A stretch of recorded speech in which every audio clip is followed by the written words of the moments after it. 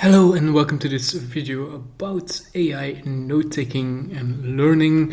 And ANI is a tool that goes from collecting your knowledge to actually making it actionable, where you can learn more from it because it combines different types of content. So for example, it automatically adds a YouTube video to make sure that you completely understand what is being taught.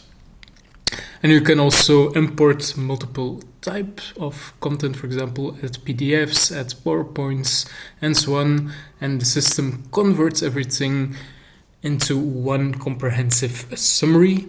So, for example, if you have multiple podcasts on a topic, then PDFs, and also some presentations, you can all combine these in one beautiful overview. And you can even chat with the AI system to get further overviews of what is being taught. And the great news is that currently free to use it during the test phase, so you can see what notes it comes up with based on the information that you have. At the moment, it's only available for Mac, so hopefully they will also launch apps for other platforms.